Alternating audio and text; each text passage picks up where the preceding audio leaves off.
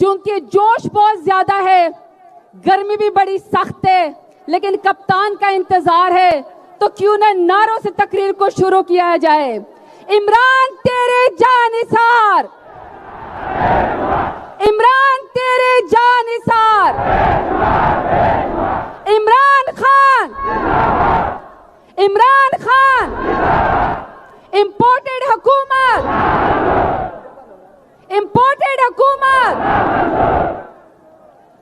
शाकिर शुजाबादी के शेर से शुरू करती हूं।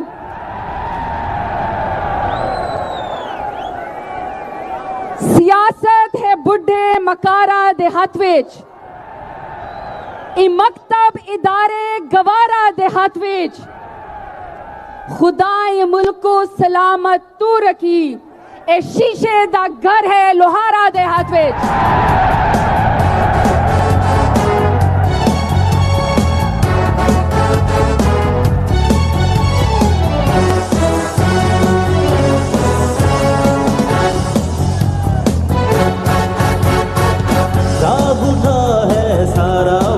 साथियों मुजाहिदों, जाग उठा है सारा वतन साथियों, मुजाहिदों।